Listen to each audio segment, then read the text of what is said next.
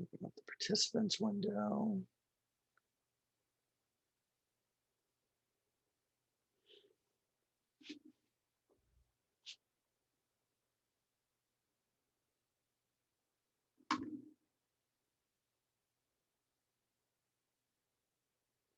Excellent. Good morning, everybody. I'm just bringing up the presentation here. Happy Thursday. Nice to see everybody here. Hopefully everybody can hear me okay. Hopefully you'll also see the down below the transcribing. Welcome to our class today, using InfoSparks and FastStats to be the market expert. Hope everybody's having a great day. If you have any questions, please feel free to type it into the chat box or the Q&A box. I am monitoring both. And of course, we are recording today's webinar. So everybody attending today will get a copy of today's recording.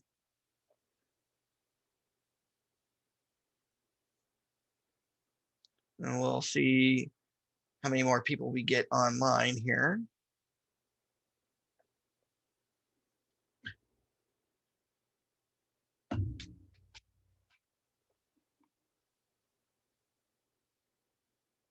Good morning, Darcy. Good morning, Gary. Good morning, Vicki.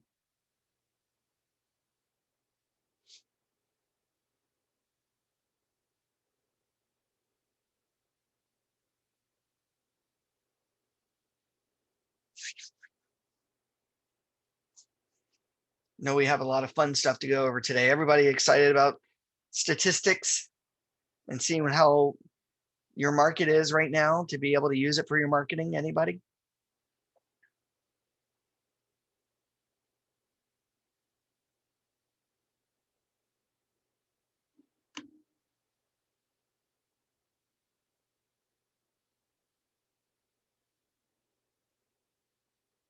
Yes, excellent, Gary. I like that enthusiasm.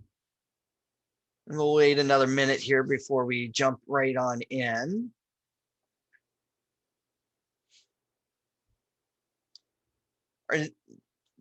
Is anybody using statistics right now in your marketing to sit down with buyers and sellers, or potential buyers and potential sellers, to go over market realities?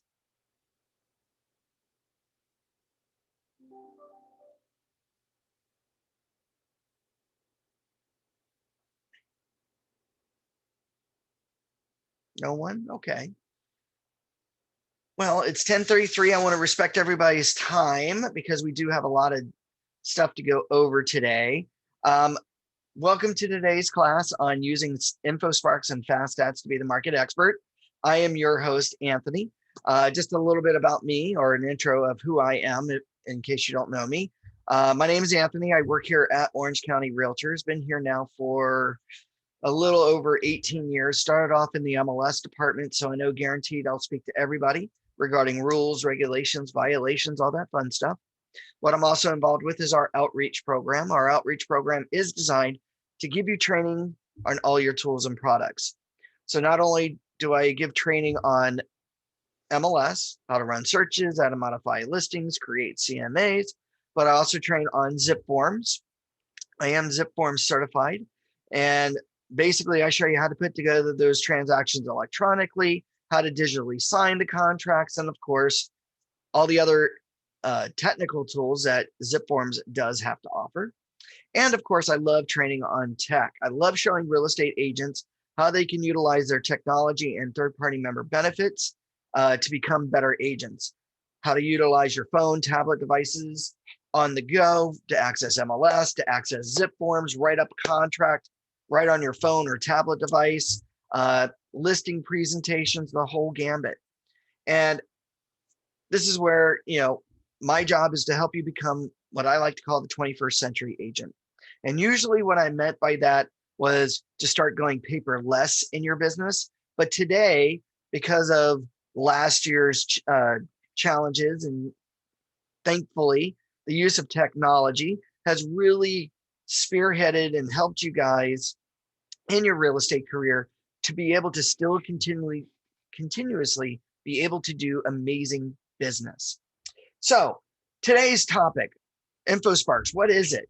What is FastStats? Well, InfoSparks and FastStats is an OC Realtors member benefit, as well as a CRMLS member benefit that provides MLS statistical data that members can use to show market realities. Now, what's really interesting about this information is that InfoSparks and FastStats data uses 100% MLS data only. There's no third-party estimations. It's actually what's been going on within the MLS system. There's no outside influences. There's no somebody guesstimating things or anything like that.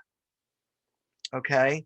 Now, this data is updated every month, and this data that's shown is for the prior month. So every month, the information's updated with prior month data, because it usually takes a couple of days or to get that information out there. So right now, what we're going to be looking at for the month of July is June numbers. Okay, which is not bad, right? 6 months into the year, it's a good idea to see what's been going on for the past 6 months. Now, I know what a lot of people think, right? Tony, what makes InfoSparks and FastStats any different than any of these other public websites that even consumers are going to? Well, the biggest thing that we have to ask ourselves, and the biggest thing that we need to make sure that they look at, is how accurate these public websites are. Okay. Now, all of them are very upfront about how accurate their information is, but not everybody takes the time to actually research it. So what is known about these estimates? And this is the big thing that I always push to real estate agents. And this is why, this is where you need to look at this. Like, as an example, on one of these third-party websites, under the active listing accuracy, if we're looking around the Los Angeles, Long Beach, Anaheim areas, basically LA and Orange County, okay, they're saying that their median error is about 2%. Maybe they're 2% off, but wait a minute. What you're really going to look for is here. Are they within 5% of the sales price, 10% of the sales price, or 20% of the sales price? Now, if we're just taking maybe the mid ground, 10%, their accuracy is about 96%. That means that they're off about a little over or a little under 4%. Now, what they don't tell you, though, is 10% of the sales price of the listing. Well, that's in two different directions, 10% positive, 10% negative. So if a home is estimated to be valued at, say, $1 million plus or minus 10%, that's a what? $100,000, $200,000 gap around the sales price. So if you think about that, $200,000 off in their pricing. Now, I don't know about you guys, but as a homeowner, would you want to play with your largest owned assets estimated values or value? Here, we're even going to look at the off-market value for the same area. For them to be within 10% saying, geez, this property should have sold for this much, they're only accurate 74% of the time. That's more than 25% off, plus or minus 200,000 or plus or minus 10%. So they're right up front about them not being accurate. So this is why consumers need to listen to you as a professional, right? You have access to the most accurate information at all times. You're going to be able to show people in a CMA what people are listing for and what they're closing for and how fast they're getting into escrow at the list prices that they're listed for. Statistical data is no different. Now, how are agents going to use statistical data? By the way, are there any questions so far? Did anybody realize that those third-party websites are off by that much? And yet, time and time again, consumers seem to say, Well, I saw it on the internet. It must be true, right? No, you didn't know that, huh, Vicky? Yeah.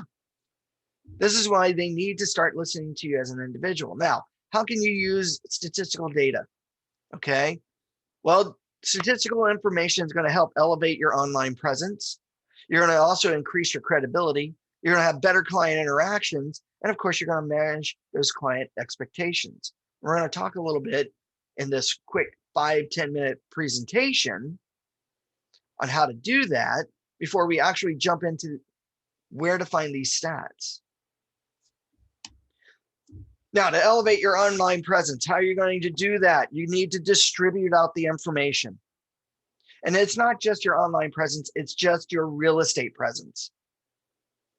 Transparency is availability. Talk about the information. Don't be afraid to talk about the information. Distribute it out there constantly. Excuse me. Distribute it out there constantly to people.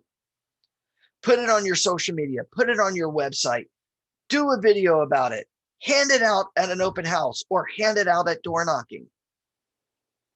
Get that information out there. Now, anybody here on social media? And you can raise your hand if you want. Vicky, you're the only person that's on social media. Excellent. By any chance, does anybody know that you're a real estate agent on social media? So your friends and family, do they know that you're a real estate agent, or do they just know you as a friend or family member?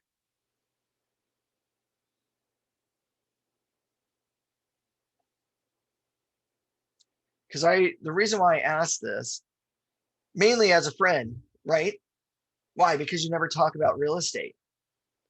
So social media, if you're looking at that as a potential platform for marketing, which, hey, most of that information on there, or most of what you can do on there is free. If you don't ever talk about real estate, how will anybody on the largest social media platform like Facebook ever know that you're in the real estate industry, right? The secret agents do not do a lot of business. And one of the reasons why you're here today is to try to gain more business. Well, you need to distribute out information and talk about information because you're the real estate professional. I'm new and I feel, I'm new and I feel like I need to learn more before putting myself out there. Vicky, you know what? And that's okay to do, but you could be missing out on a lot of opportunities, especially amongst your friends and family. A lot of friends and family, especially on social media, like to go with somebody that they trust. So if they have already built this rapport with you, that's potential business for you. So don't forget that. That's great that you want to learn more, right? But don't hinder yourself by not putting yourself out there, right? Most businesses have to put themselves out there largely to even get any foot traffic, right? Because if they sat around and they waited to be able to learn their business entirely, they could actually go bankrupt. And we're not in the business of going bankrupt, right? We're in the business of generating, because this is our livelihood. So what I encourage you to do is distribute out this information. Now, you can do this in several ways, or with these reports, you can brand them with your own personal logos. Okay. You can edit the PDFs to apply your branding. InfoSparks will actually be automatically branded based on your MLS roster information. You can promote property stats of the area. Now, even though we have the InfoSparks, FastStats has two interesting reports called the Local Market Update Report, or if you're really into statistics and you like to show market trends, you've got the Monthly Indicator Report, which is a beautiful 15-page statistical report of the entire county. Now, you can use this information by digital or print versions. So put these reports on your website, social media, or even hand them out or attach them onto your flyers at an open house. And Vicky, by the way, I only say that because I want to see agents succeed. I've known too many agents to say that they want to learn everything before they start to do business, and 3 years goes by and they still have not done a sale. And then the first complaint is, I'm running out of money. So I don't want you to ever be faced with that. Okay. Put your marketing action, or put your business plan together, which is your marketing action plan, which is part of that. And then just strategize how you want to generate business. And this is going to be one of those tools that you could use to help you generate business, because one thing that we need to be able to show in our business is that we're the market expert. We know what's going on in our market. By the way, one thing I didn't tell you here, even though people do go online to look at these estimations, right? Where else may you see real estate data information as a consumer? In the newspaper. Every Thursday, the OC Register puts out something regarding real estate in its paper once a week. But unfortunately, some of the articles, or most of the articles I've read in their real estate section, are 6 months to almost a year old. So they're really not giving you the most updated version of your market. So as a consumer, this is why, again, they need to depend on a real estate agent who knows their market to help them help guide them properly. Okay. Now you can increase your credibility because you're basically going to position yourself as the market expert. Okay. By using this empirical evidence, this is going to help complement your experience. Now, I know, Vicki, you said you're a brand new agent. This is going to be even more vital to help showcase that you're not overly inexperienced, right? Now, we give you the data, you just interpret it however you see it, okay? Each and every one of you attending today will see something different in our market. And why is that? Because you are going to attract the type of business that you want to attract. And what I mean by that, there are some agents that will look at this data and say, wow, this is a growing business, or this is a growing economy. We're going to push that for people who need to buy now before they get themselves priced out of the market. There will be other agents that will say, geez, the doom and gloom is coming. It's better to sell now versus later, when you're going to lose the value of your home. Each and every one of you are going to be able to attract different clientele based on how you market to that niche market. And you don't need to know all the stats. You just need to know one to become that market expert.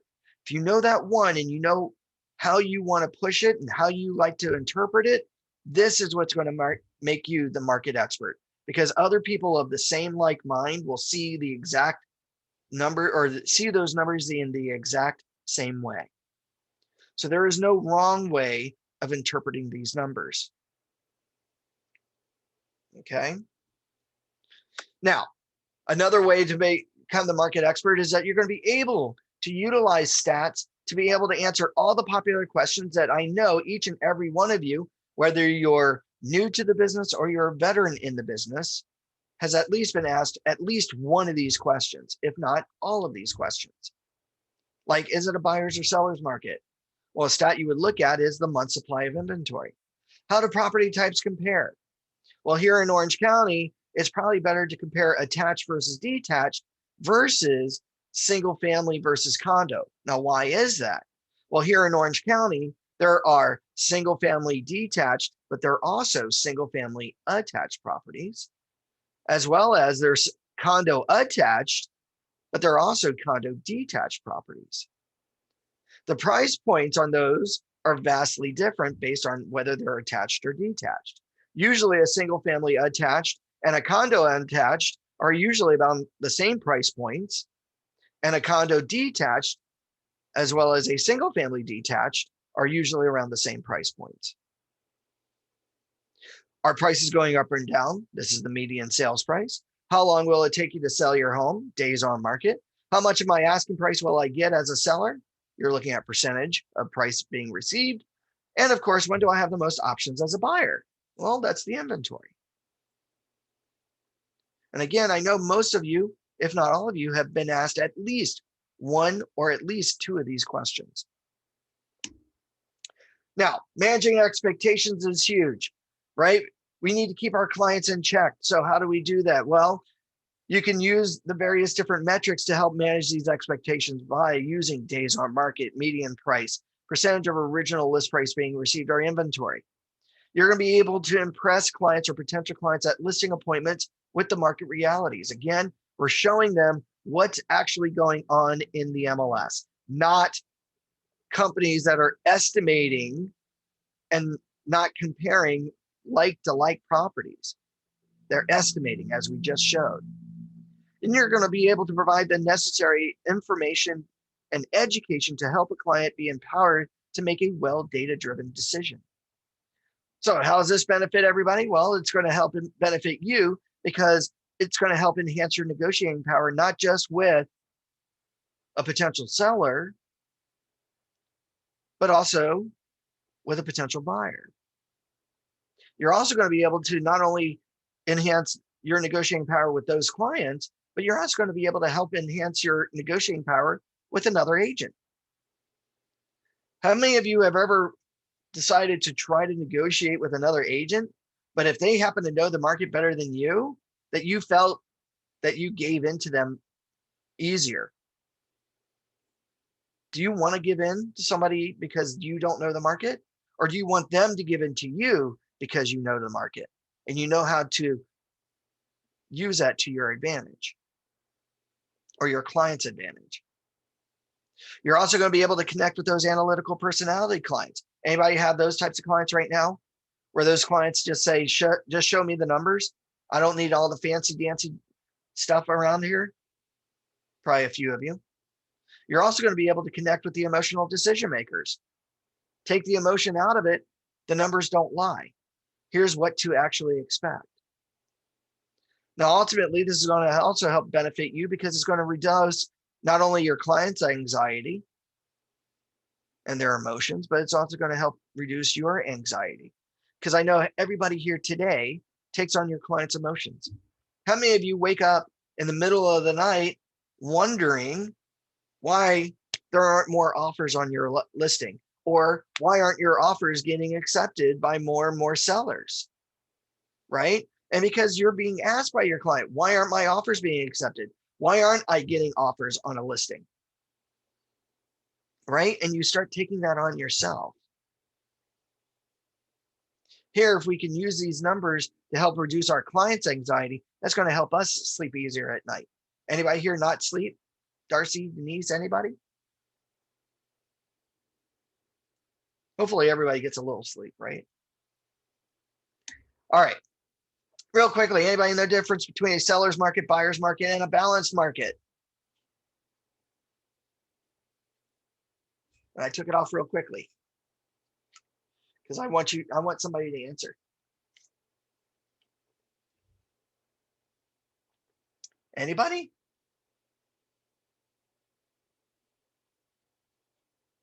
Please repeat the question. Sure, Vicki. What's the difference between a buyer's market, a seller's market, or a balanced market? Anybody know?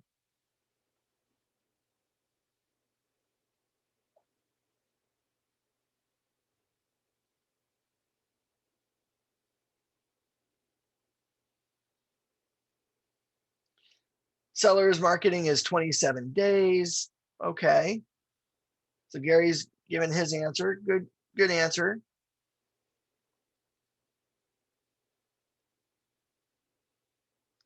Has to do with days on market. If above 50, then it's a seller's market.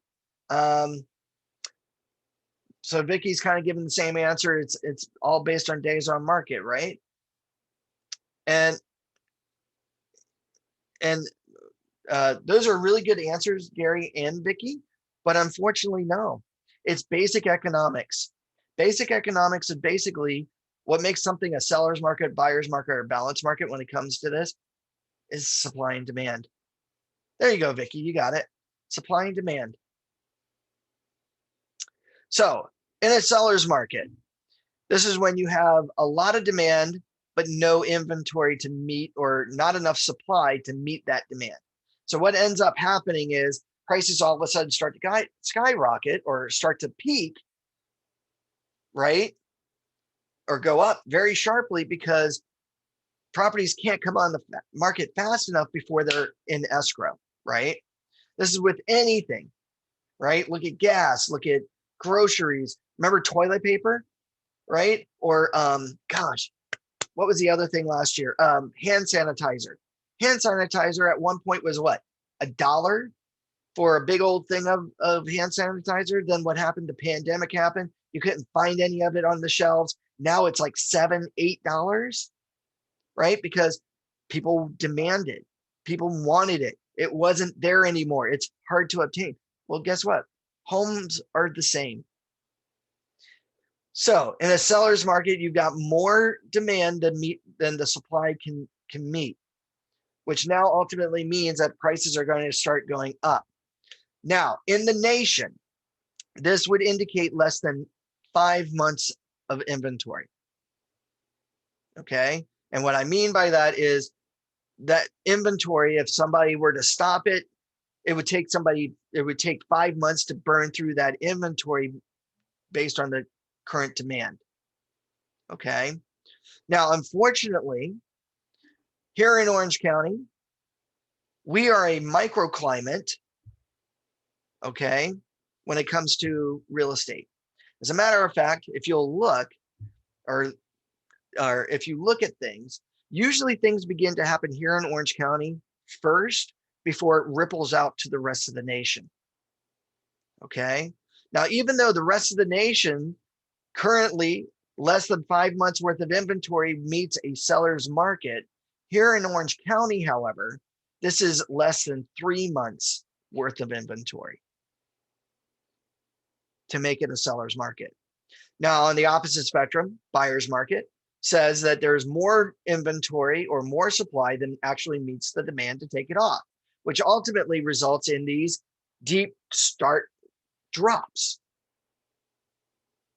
these deep valleys in pricing. Prices begin to drop, right? Because you can't get rid of that inventory fast enough at all because there's just not a lot of people taking it off the market.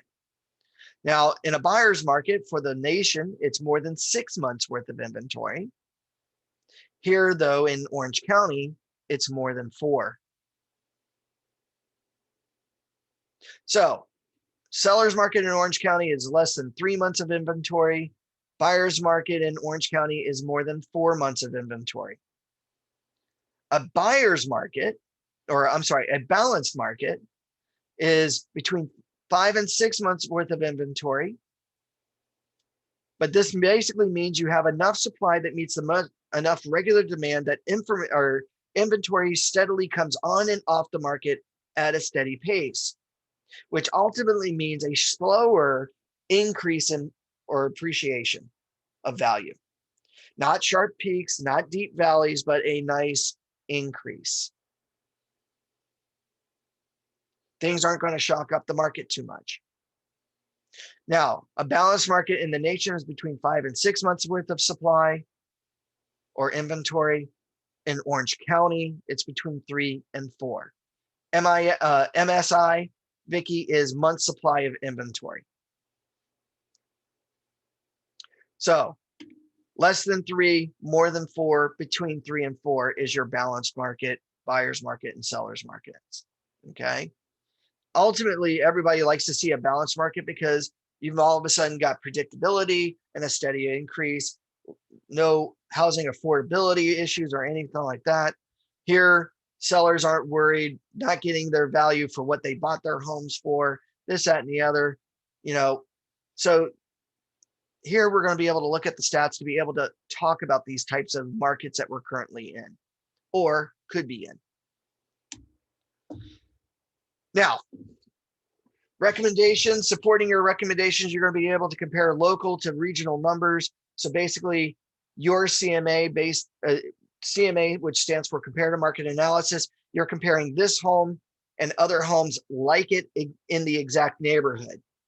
Now with stats or with the InfoSparks, you can now take that CMA and say, okay, this home stacks up to this neighborhood this way. But now looking at area information, you can say this home in the rest of the area outside of your neighborhood. And of course, this home versus the city versus the county? How does your home stack up to everybody else? Now, you're also going to be able to dig deeper into your niche markets by displaying and emphasizing the stats that you are targeting in your market, your niche. And again, you're going to also be able to answer those emotional points of price forecasting, because ultimately the trend is your friend. You're going to be able to look at information, and you're going to be able to look at some of these stats and see what's going on in the market to be able to maybe do a well-educated prediction of what you feel is going to happen based on your clients, based on what you're seeing in the MLS, based on these stats that you're pulling from the MLS. You can pretty much almost predict what's going to happen to help guide people to what they need to do. All right, your personal marketing to help support your business and yourself. You're going to compare yourself to the rest of the market averages, right? Like, geez, the average days on market are 22. But if you list with me, I can sell your home within 15 days. Now, I want you guys to be innovative with the stats. Here you can come up with different ways of displaying them, talking about them, whatever you need, okay? Do videos about them. If you're into video marketing, which is a huge thing that really has a real vast reach, whether it's on social media, YouTube, or even on your website, people digest video content so much easier, or even visual content. Now, you can help produce your own content. Again, we give you the information. You can use it however you see fit, but most importantly, know your stuff, because if you don't, it will show. Guaranteed, if you hand out statistics or one of these statistic reports and somebody asks you about it and the first answer out of your mouth is, I'm not sure, that shoots your credibility in the foot. Why do I want to listen to you? Why are you handing this information out if you don't know it? Again, you don't have to know all the stats, but know at least one or two to be able to emphasize your talking points.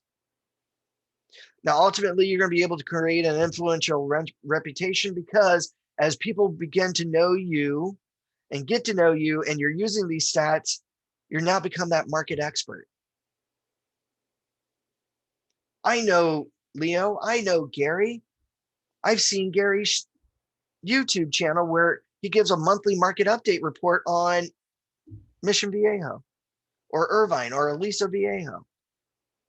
And you know what? In talking with other people, seeing what's being listed out there, Gary knows his stuff.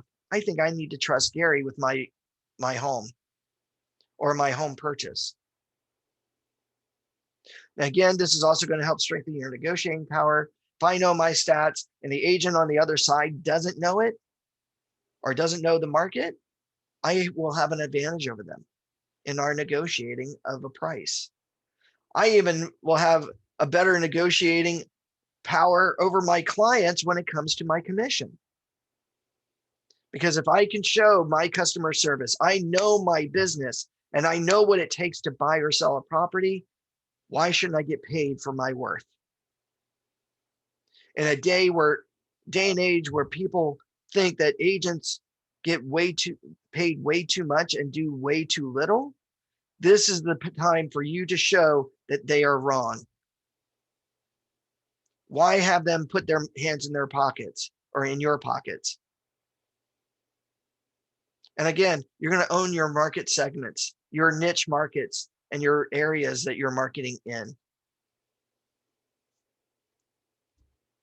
All right. Are there any questions on this? Have I bored everybody with the presentation?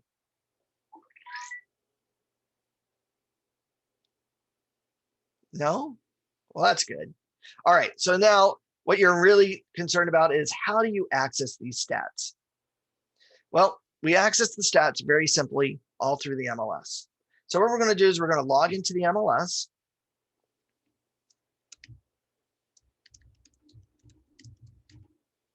Oops. Doing a great job. Thanks, Gary. Now, to access InfoSparks on the MLS, we're just going to simply log into the MLS, and we can access InfoSparks in typically one of two ways. Come on. Love the news feeds here. We can access the InfoSparks either from our home screen, from the external links widget. From here under the external links widget, we can go down and click on where it says InfoSparks Market Statistics, or we can come to the very top and click on the links tab. When we click on the links tab, this now gives us access to all of our third-party member benefits offered to us by CRMLS. We're going to scroll right on down this entire list to where it says InfoSparks.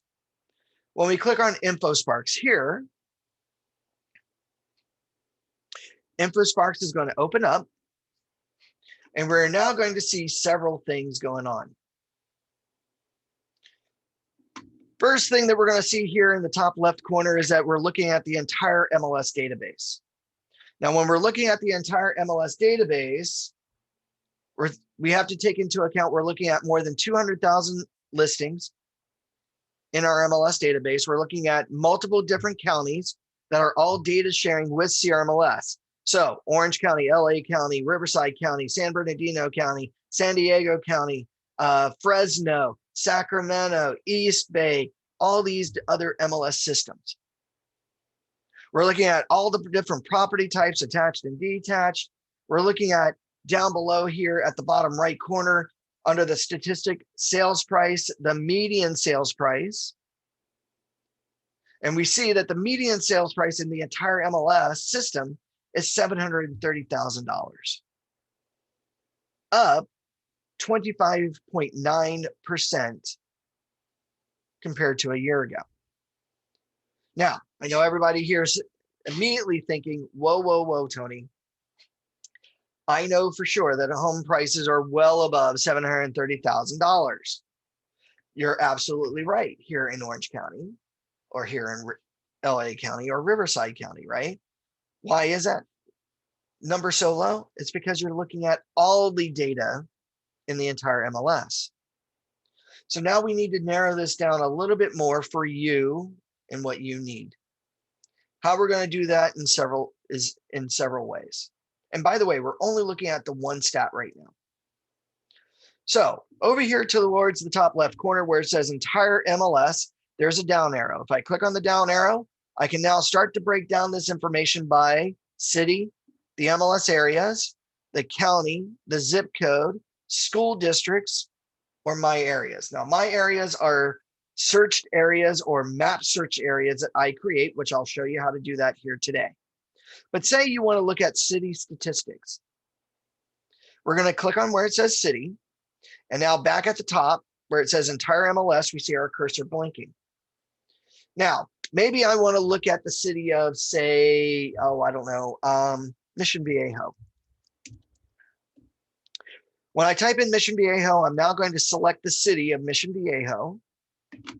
Now my stats immediately reconfigure to show me that the median sales price for all property types, attached and detached, the median sales price is $880,000, up 23.9% from a year ago, as of June.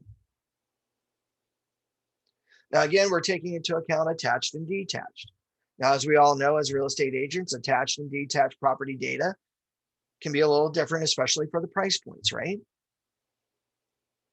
Now, by the way, this is where we're now going to come down below underneath where it says Mission Viejo and apply our filters. And our filter that we're going to apply today is our detached filter. I want to see what properties that are detached, their median sales prices are like. I can select it by just clicking on it. And now we see the median sales price for detached properties in Mission Viejo for the month of June was $980,000, up 24.8% from a year ago. And we see that on the line graph here in the middle of the screen. And let me see if I can zoom in a little bit better for you guys. Does that help, by the way, zooming in? Now, we see here that Mission Viejo's median sales price is $980,000. But geez, what was the other information like, or what was the other dollar amount like for the city of Mission Viejo? Well, if I move my mouse over to the line graph, we're going to see here that it's going to show me June 2021 at 980. Then in May, if we start to move our mouse back, median sales price was 970, 931, 901. So if we even look back at the beginning of the year, January, you can already see that your home, or you can actually make a very compelling observation that homeowners who bought their properties in the month of January have gained more than $100,000 or $130,000 in equity in just a mere 6 months. Here, what I can do is I can go back a full year.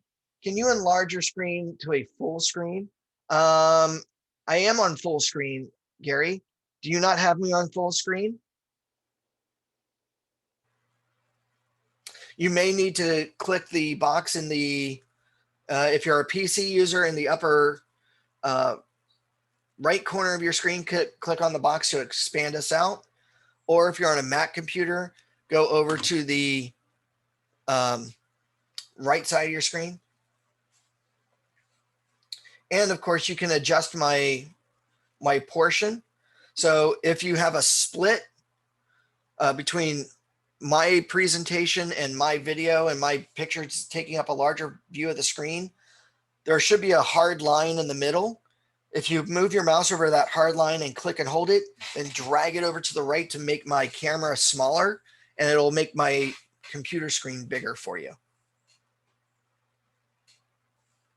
Did that help?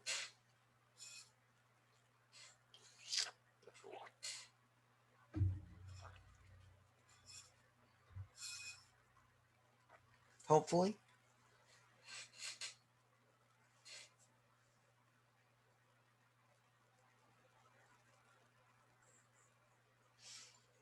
So what we can do here real quickly is we can move our mouse on this line and we can go all the way back to June of 2020.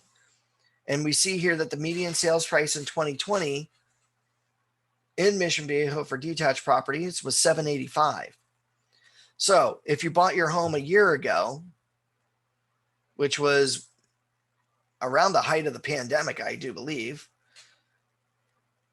you bought your home at $785, you've already increased your home value by $200,000 in just 1 year. If we go back 5 years, if you're a homeowner from 5 years ago, or bought your home back in 2016, you bought it for $700,000, you've increased your home value, or your home value property has increased $280,000 in just a mere 2 years. That's phenomenal. Anybody impressed with that, by the way? Hopefully. All right. Now, I know most of you here today are probably marketing in several different cities or several different areas. What we can do, we can also show how different areas compare, or different cities compare to each other. So over here next to where it says Mission Viejo, there's a choice here that says add an area. If I click on add an area, again, I can click on the down arrow, maybe again, select city. And I'm now going to type in Irvine. And now when I select the city of Irvine, we can see here for the detached property market that Irvine's median sales price is $1.369 million, up 27%. Mission Viejo, which is cheaper to live in, is at $980, up 24.8%. So homeowners, if you're living in Irvine and you're thinking about selling, you can pretty much almost get away with 1.3 million, depending on what your home is like.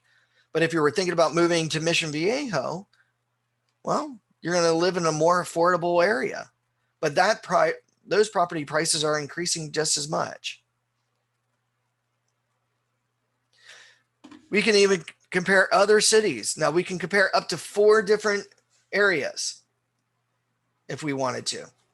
So maybe Mission Viejo, Irvine, San Clemente.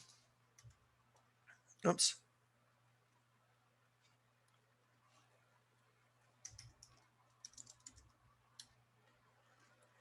And maybe, oh, let's go with Lake Forest.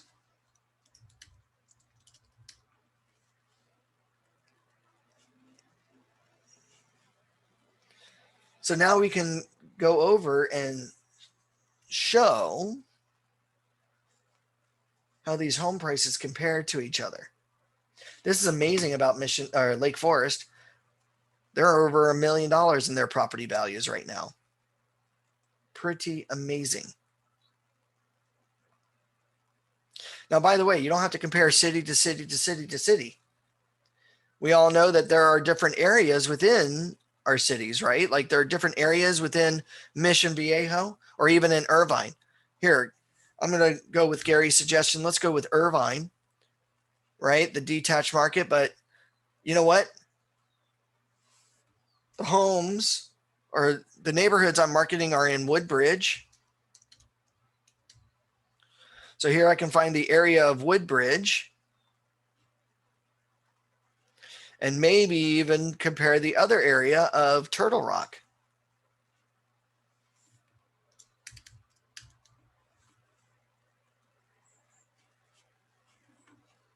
For the detached market.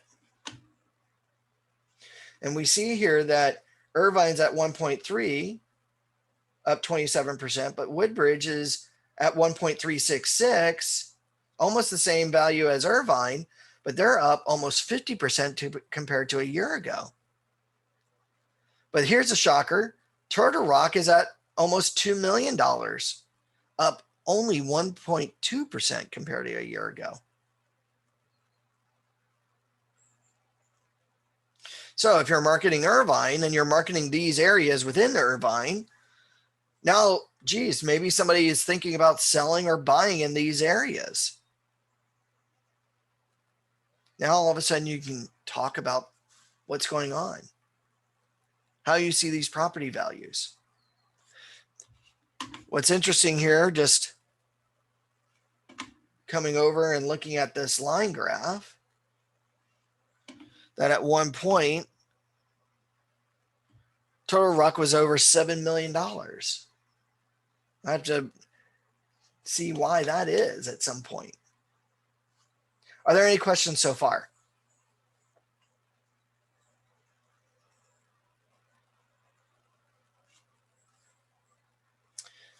Sticker shock. Yes, a huge sticker shock. Huge. Huge.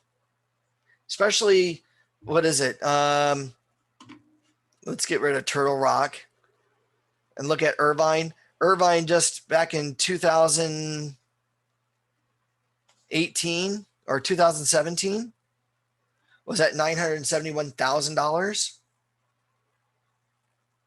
So 4 years ago, if you bought your property, you've massively gained equity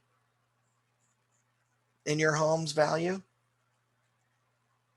You know, 971,000 up to 1.369. That's a huge jump. What is that? $400,000 roughly? Can you imagine that home value being off 10% plus or minus? It could be this or it could be that. That's a lot of money to leave on the table. Now, some other filters that you might want to try, and again, your marketing, maybe you want to compare bedroom types or bedroom type properties. Okay. Now, instead of selecting them individually, what we can do is click on this two-way arrow here, which now says select all of these selections under this filter to give me my stat. So in this case, there are no one-bedroom properties that are detached. So we're going to unselect that by just clicking on that darker circle. But we can see here that 2-bedroom properties, the median sales price is at $752,000, up almost 7 or 6.5%. 3-bedroom properties are at 1,059,000, up 15%. And of course, four more bedroom properties in the city of Irvine are at 1.52, up 20% or around 20% compared to a year ago. So you could put together a marketing piece and say, if you live in the city of Irvine, you may or may not be aware that your 2-bedroom detached property is around $752,000. But if you're a 3-bedroom property, you're at 1,059,000, 4-bedroom and up 1.5. For a more accurate CMA, feel free to give me a call, shoot me an email, come back or come down to my office and let's meet.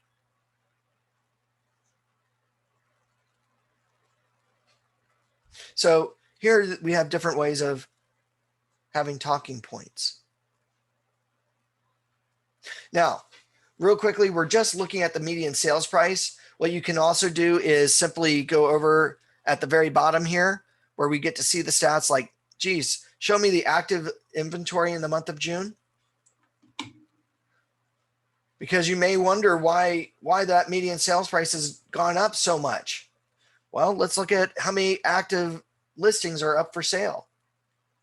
Here in Irvine, you have 225 active properties, which is down down 49% compared to a year ago. So one of the reasons that median sales price is so high is because there's not a lot of inventory. And if you look at a year ago, let's go back to June, you had 441 properties up for sale in the month of June last year. Now, granted, we see here from May to June, you went from 193 properties on the market to 225, so a slight increase, but it's still way below what it was a year ago. Great that people are beginning to list in Irvine, but still nowhere near to what it was. Even back in 2019, you had 600 properties up for sale.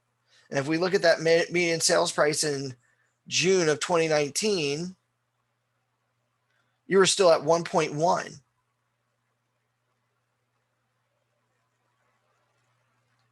Incredibly useful. Yes, Gary, definitely. I think so. Here you can look at your pending sales, people getting into escrow successfully. We do see that it has dropped in Irvine, or actually, it looks like it increased. 154 properties increased by almost 11%, but actually has decreased from 180 to 154. So not as many people are getting into escrow. Probably why? Because they can't afford it, right? Now closed sales are up.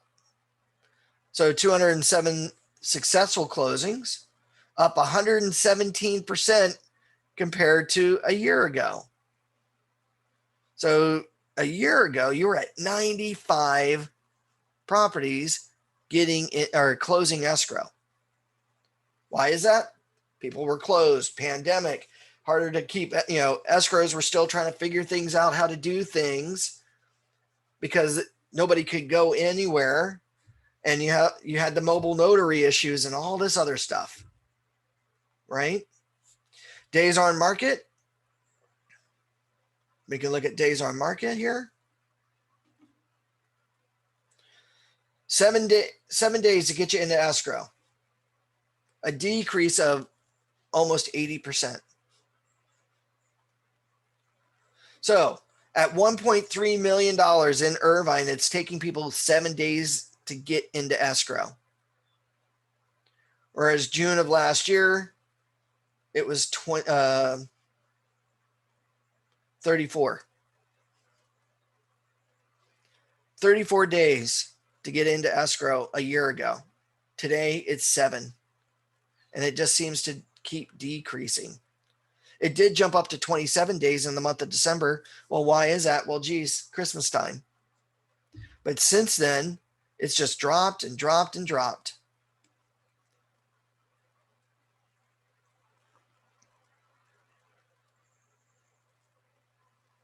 Now here's one that you guys will really pay attention to. Percentage of last list price being received and percentage of original list price being received.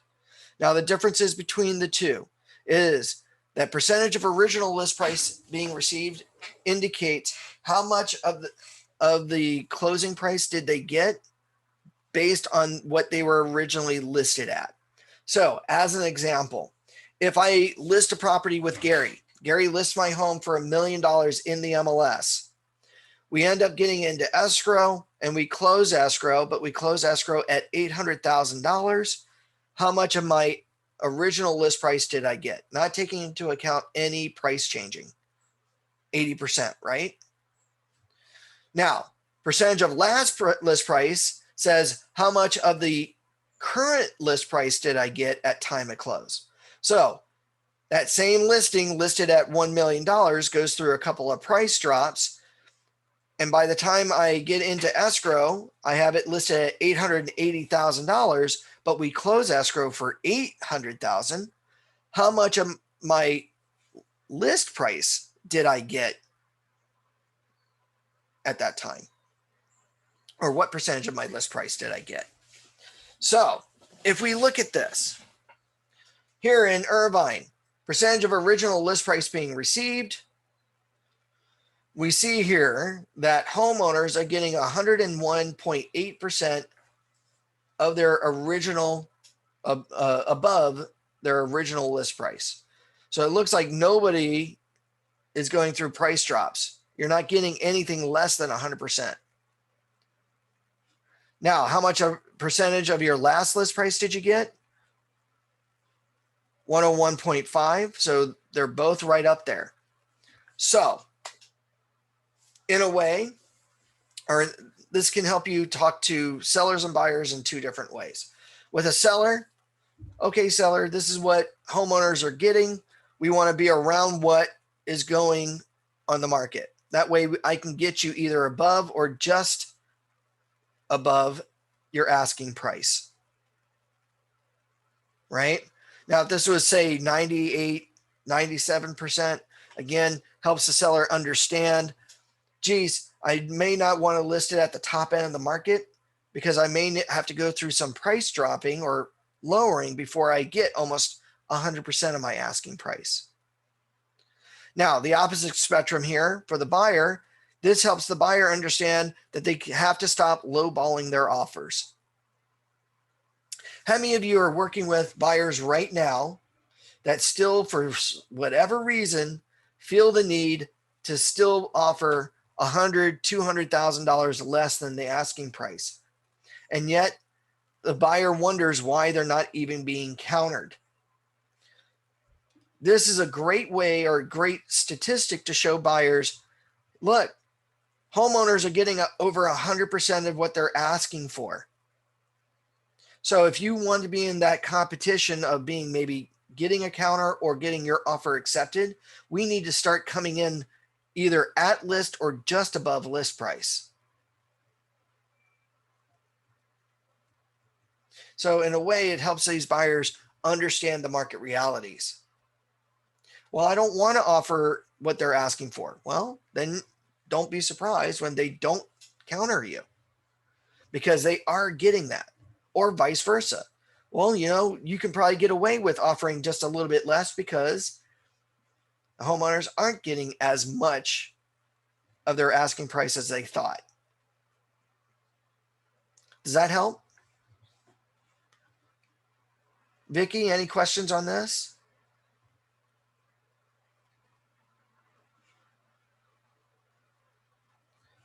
Now, by the way, if you don't like these sharp up and down peaks and valleys of your stats, then what you can do is you can start to smooth out these lines. How you do that? Over here in the middle left, underneath the filters and above the chart, you are looking at a month-to-month change called the monthly change. If we click on the down arrow, we can do the rolling 3 months. If we do the rolling 3 months, now what we're doing is we're saying take June, May, April, and then compare that to May, April, March, and then we're going to go, April, March, February, right? So we start to get a smoothed out line, not the sharp peaks and valleys of the month-to-month change. Or we can go and do the rolling 6 months. And again, this month with 6 months of data, vice versa, here really starts to smooth out the line even more. Or we can even just go and compare year to year each and every month. Now we've really smoothed out the line. Usually something like this is easy to share because people don't freak out as much each and every month seeing the sharp peaks and valleys, almost like that heart monitor graph, right? Nobody wants to see this. They want to see a nice steady increase, right? Vicki, no, this is great. Thank you. Awesome. How do you recommend sharing these stats with a client? Email, PDF, both? So real easy to share. Now, by the way, if you don't like the line graph, because I can tell you honestly, when you do print this out or you do email it out, people can't hover over top of the line to see what the previous numbers were. They just see that line, what it is now, what it was back then, and you've got this nice simplified chart. Instead of the line graph, what you could do is do a bar graph. And what I like about the bar graph is that it shows you a 3-year trend instead of a 5-year, but we get to see this year's or this month's stat this year compared to this month's stat of the year before, and then of course the same month stat of the year prior. So in 3 years, we get to see a little bit of an up down of the median sales price in the city of Irvine. But it's nice and easy to read.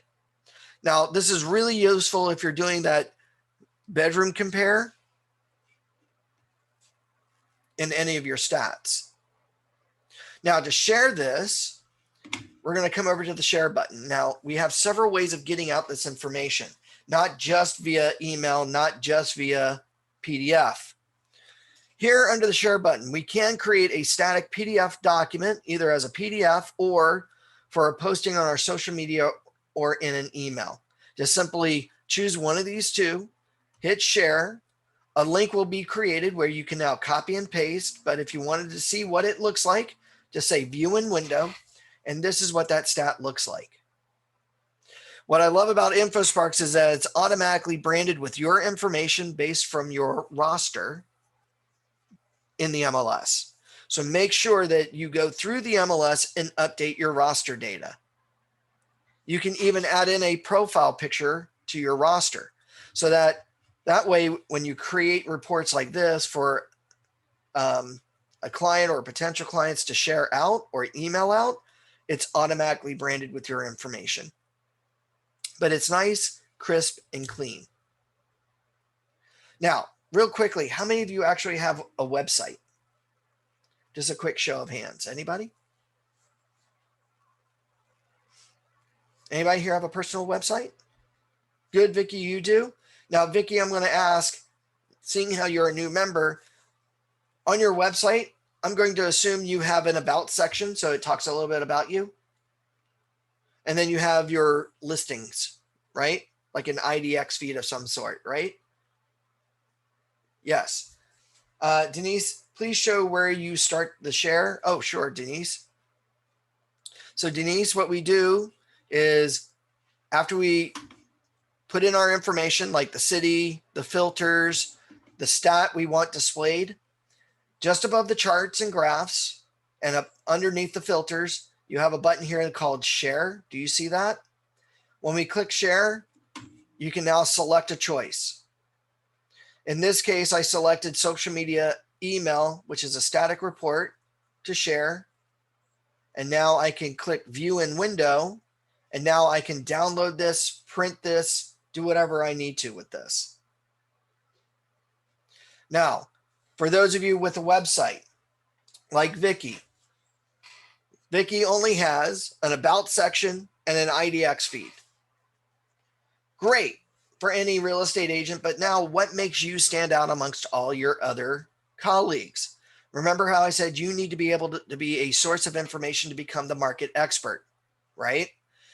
InfoSparks is going to be the way to do this. Now, what you can do to do that is this. Here, what we can do is create an embedded link for our website. Now, if I keep it the way it is right now and I click share, InfoSparks now creates the necessary link for it to be displayed on my website. Now, here's the problem though. I've chosen that this be a static report for this particular stat profile. Now, that means that I now have to create one each and every month for my website. Does anybody want to have to do this each and every month? Wouldn't you like to set it and forget it? Yes, right? Well, this is how you're going to do that. So for us to have updated statistics on our website, what we are going to do, and let me find my mouse. Where's my mouse? Did my mouse just disappear on me?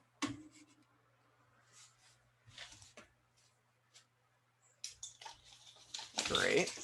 I think my mouse just died. There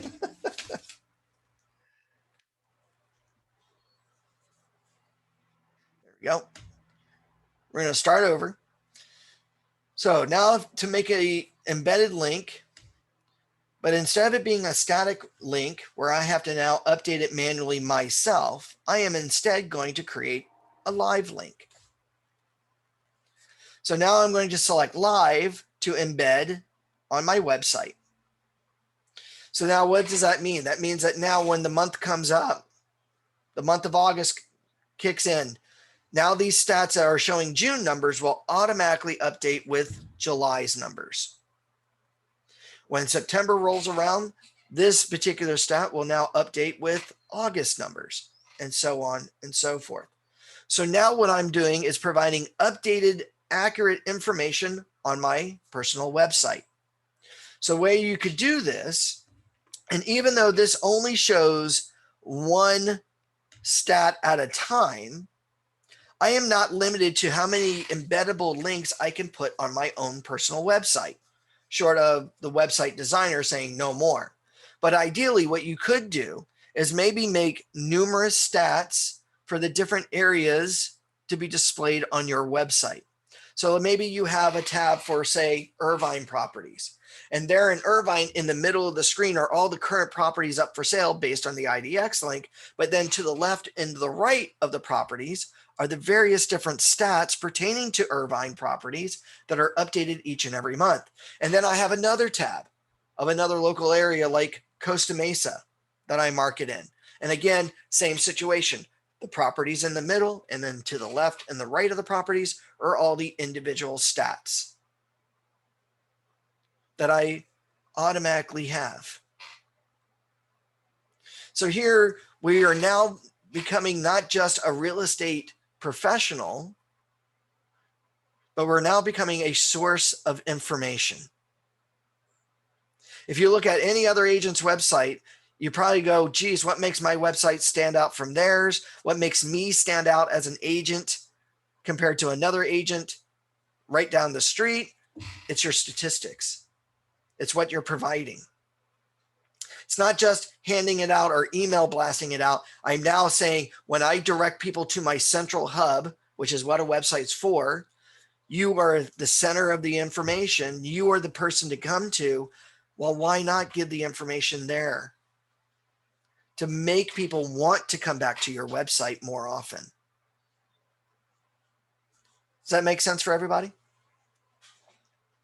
Are there any questions on that, on the share?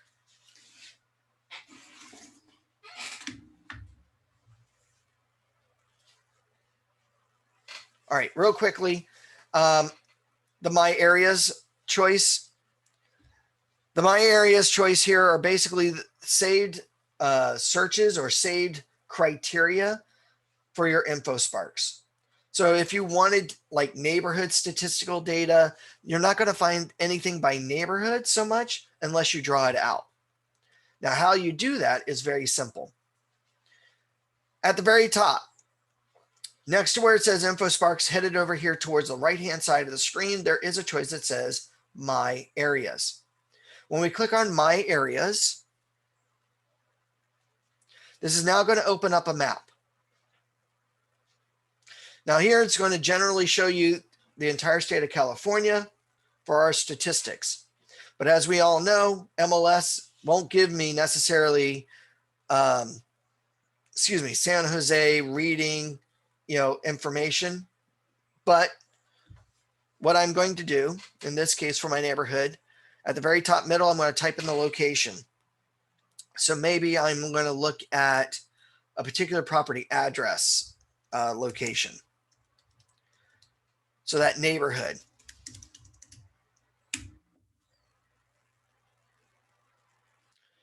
Now we see here that it didn't zoom in, but it did place a map pin. Now this is one of the things I dislike about this map, but just know that you can zoom in on that pin. Okay. Now when you zoom in, you now need to outline or draw around your neighborhood. Now if you are marketing that neighborhood, you're going to know your neighborhood boundaries. This is where our drawing tools come in, like that polygon. Click on the polygon and now find your start point and draw all the way around your neighborhood.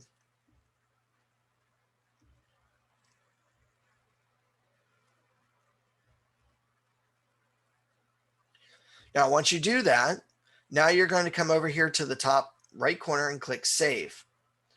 Now, what you're going to do is you're now going to name the neighborhood. So now if you're doing this for, say, the Pelican track, you can now save this data. It's going to analyze your drawing. It's going to say you have a 1/10 of a mile or a 1/4 of a mile or a mile drawing. You got so many listings based on that drawing, and now we can hit close. Now, to look at information in this neighborhood, we're going to go back to InfoSparks. From here, we're now going to click on the down arrow next to where it says entire MLS. We're going to come down below to where it says My Areas and click. This will now display all my created areas that I have on InfoSparks. We find the Pelican track, we click on it, and now we can look at our neighborhood statistics, to which again we can print or share to the world. Maybe we know that there's a detached market in there as well as an attached. Maybe there's only 3-bedroom properties. We can show whatever we need to at this point and display it. Are there any questions on the My Areas section? And again, we can compare different neighborhoods together, right? That I've drawn out. So I go in and I'll go with my clamshell track as well. And maybe my other area of the seahorse. So we can now show those different neighborhoods and how they compare together, or we just keep them individual, because I like to do an email blast of neighborhood information. Anybody like this?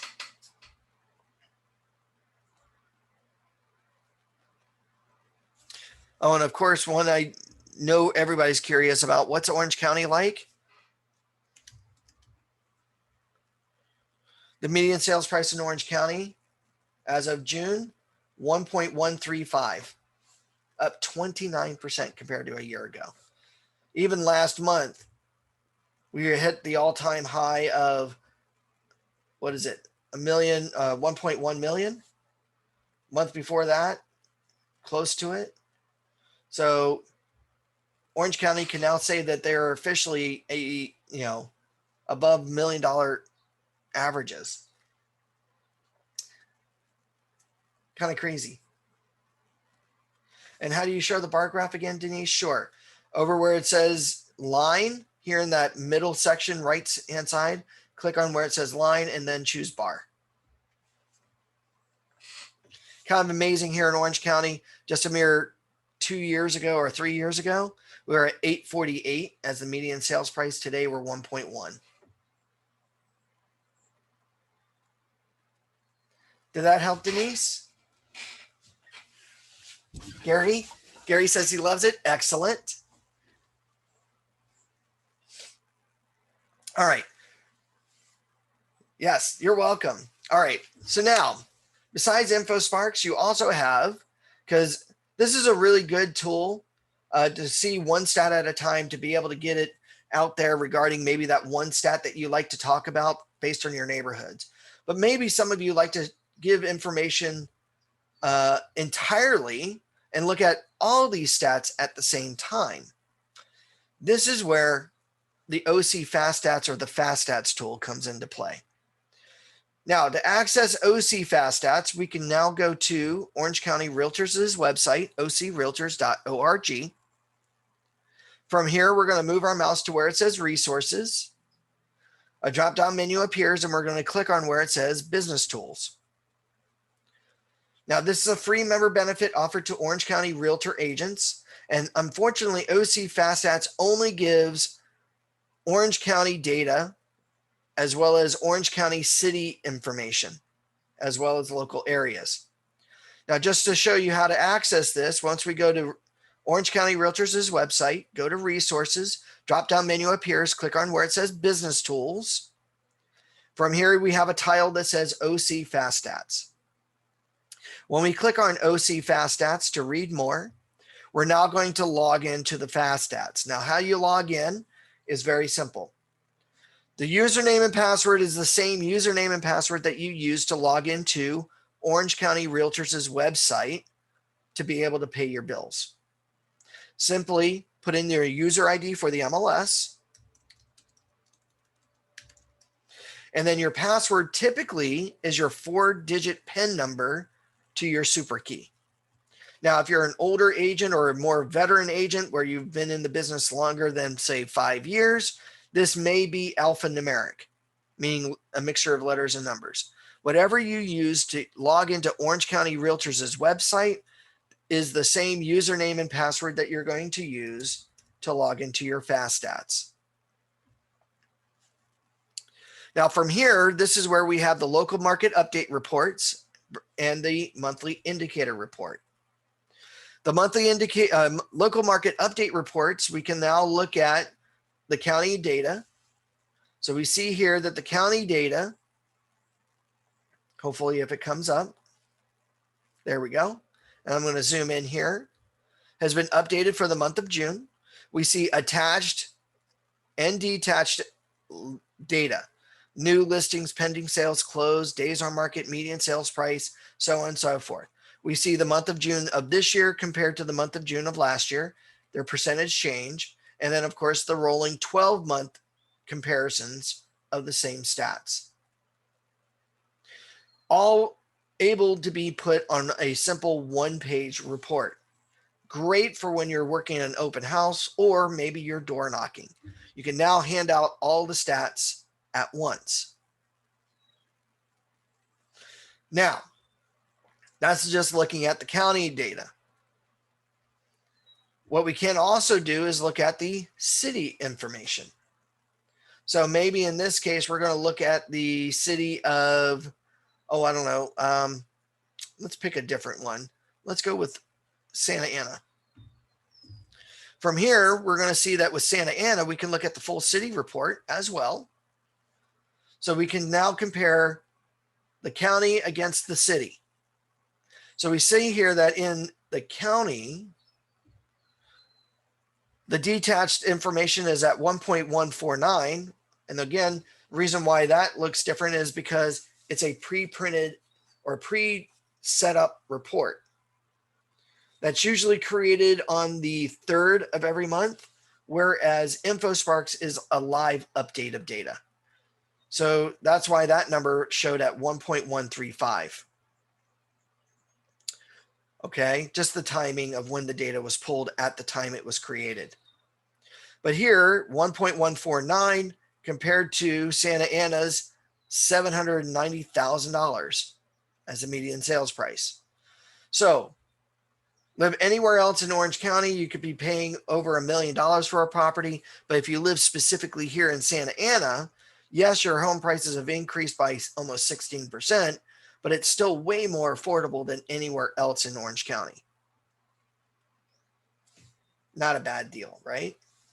Now, you'll also notice here under the reports section that in that, not only can I look at the city data, but I can also look at the individual areas within that city.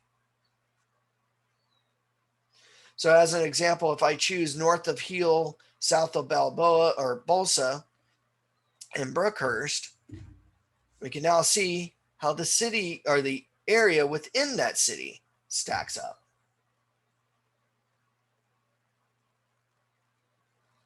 Now you'll notice here on the reports, none of these have your personal branding,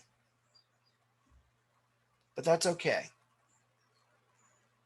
Because before you hand it out, you're going to be able to modify this report to apply your branding to this report. Now, before we start going over the branding, this is the monthly indicator reports, or the local market update reports, sorry. So here I can now choose the individual cities that I'm marketing in, choose the individual areas within that city to pull up statistical data. And now nicely and easily display it in a one easy page report. Are there any questions on the FastStats so far?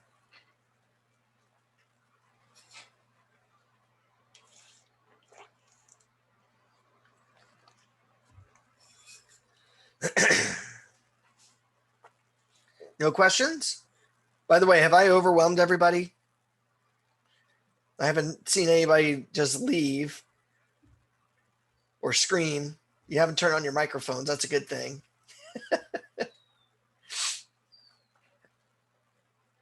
No questions? I don't even see questions in the Q&A section. All right. For those of you, would you please pull up the Rancho Mission Viejo? Sure. Rancho Mission Viejo. We can look at that, and we can see some information. I know there's still a fairly young city area, but here you go.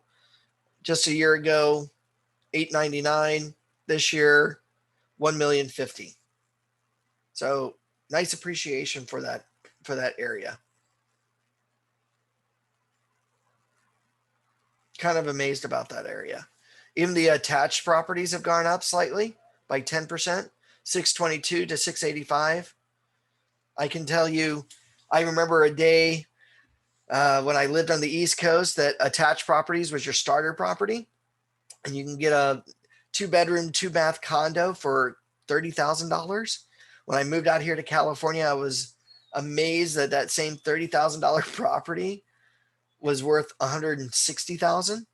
Now I'm really amazed that it's increased even more so for the same type of property.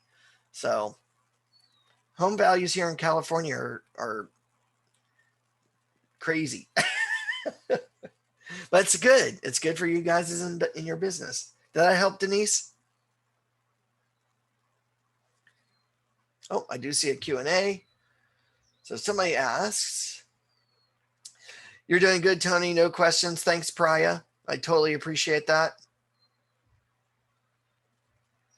All right. So now let's show you something else fun.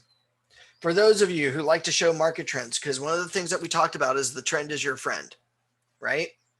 And you're going to deal with those types of personalities that want to know and understand the statistics in a greater detail. This is where the monthly indicator report comes into play. The monthly indicator report, in this case for Orange County, will be a beautiful 15-page report going back close to 20 years. And it's trends for all the stats. So here, what I'm going to do is I'm going to select from local market updates, and I'm going to click on where it says monthly indicator report.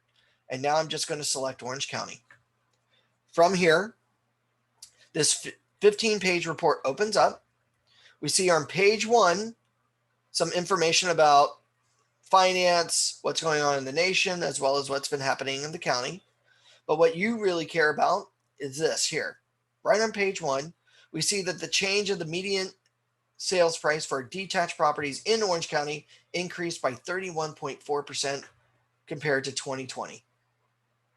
We see the change of the median sales price for attached properties has increased by 13.8% compared to a year ago. Combined median sales price for both attached and detached properties have increased overall by 19.9%, or basically 20%. So right away, if we were thinking about what to talk about, page 1 of this monthly indicator report gives you a nice little blurb to start your conversations and how you can now compare your numbers immediately, because the first thing that people always want to know are home prices going up or down. And this is a great way of being able to see that right out of the gate.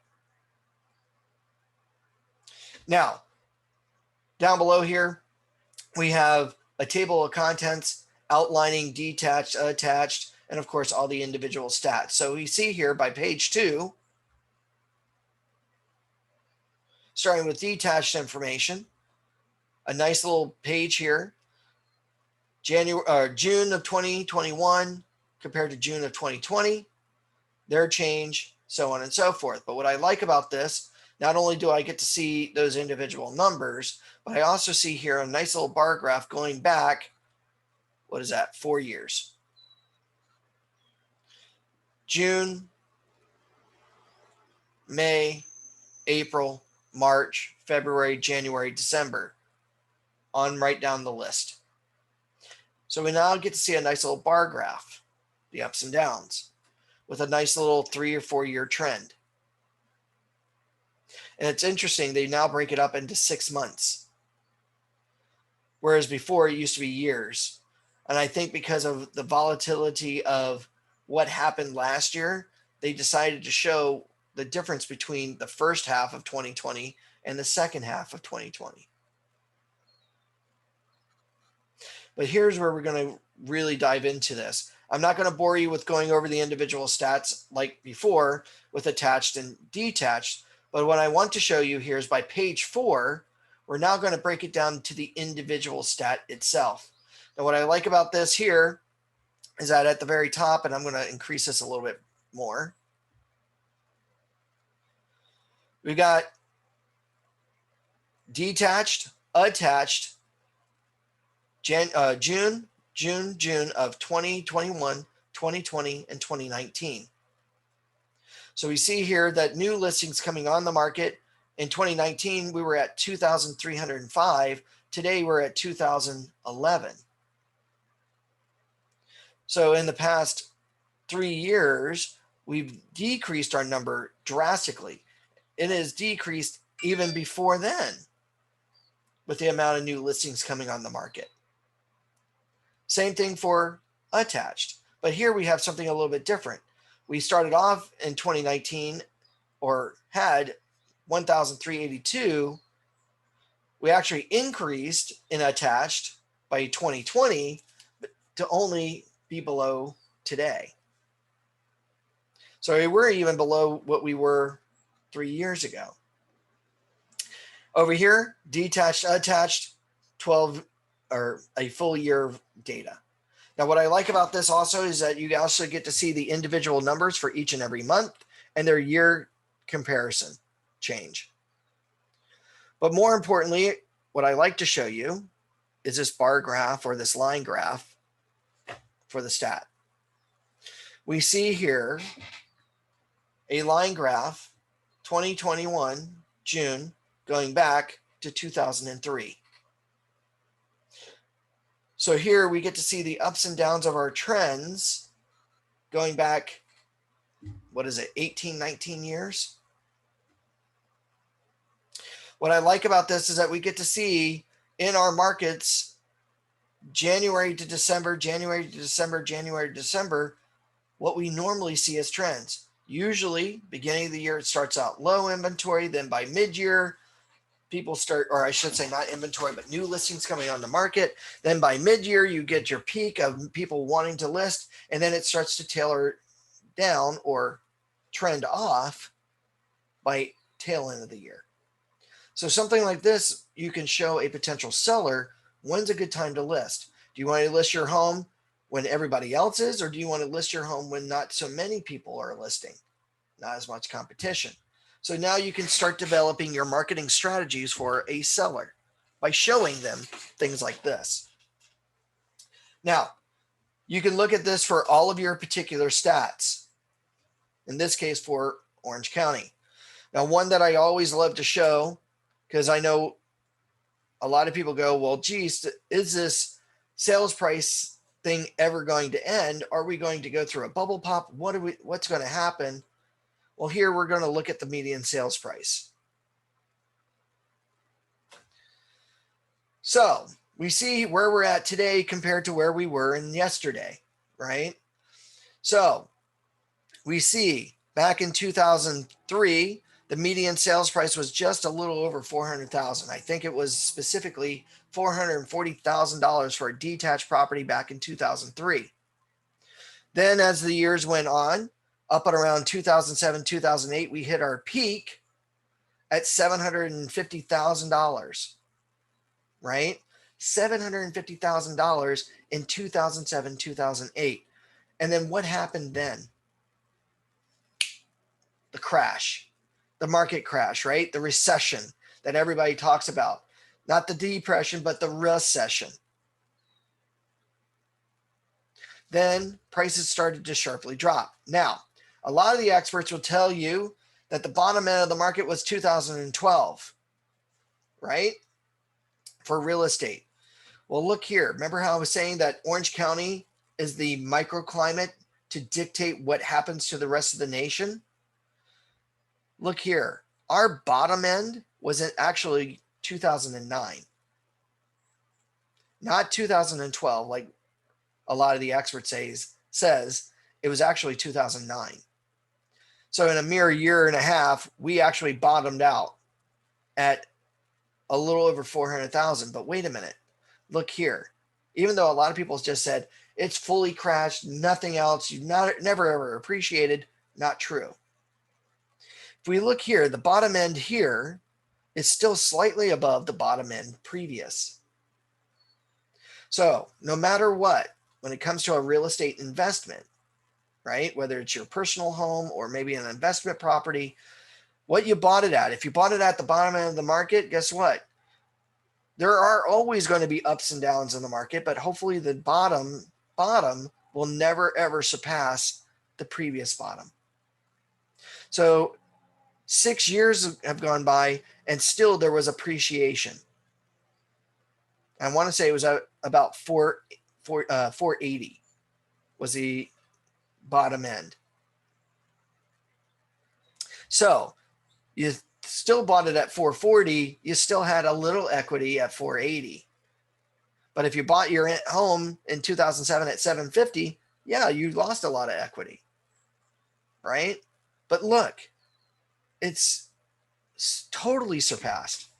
1.149 has surpassed the top peak in, what is that, 14 years?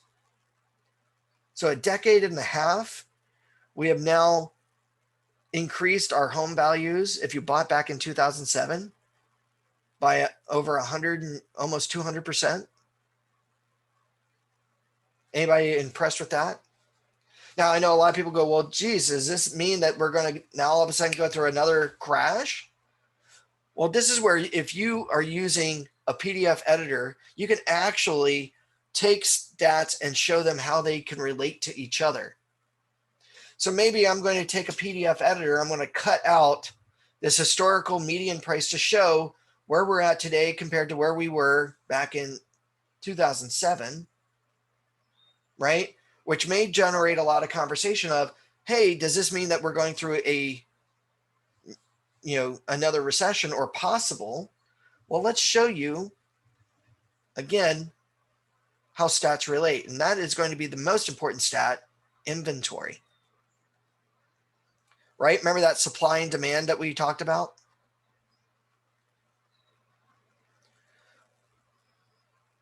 Inventory says something vastly different. Inventory here shows what? Is there a PDF editor that you like or recommend? Let's see. If you're a Microsoft person and you're using the latest and greatest version of Microsoft, Microsoft Word has a built-in PDF editor in it automatically. So if you're paying Office 360, which is I think they're $100 a year, then Microsoft Word automatically has that PDF editor built into it, which is super nice. There is Adobe Acrobat, but that's at $450 per year, which I'm not too fond of that, but I'll show you some other cheating tools to be able to edit a PDF, but converting it into, say, picture files that you can actually edit a photo with other free applications that are out there to cut and paste and all that other fun stuff, which I find far easier. Why was the combined number at the top of this report lower than the individual detached and attached numbers? Are you talking about why they took the stat of inventory and combined detached and then attached? Just for simplistic sakes, they didn't want to have a 15-page report go up to like 30 pages, just because they wanted to give each side their own charts and graphs. Let's see. Why is the combined number at the top of the report lower than the individual detached, attached numbers? On page 1, let's see. Shouldn't be. Those should be exactly the same. So let's see here. So 31.4% detached. All right, so let's take a look at that median price there.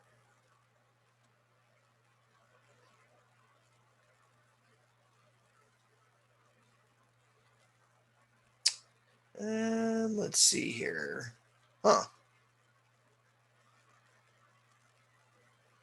Yeah, 31.4%. It's right here. It's the same number.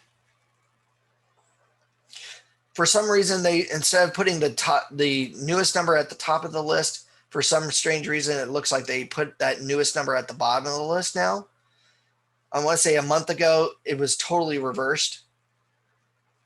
The stats you suggested starting a conversation, yes, 31.4% for a median detached property and up 19% for a attached property. Oh, doesn't make sense to me.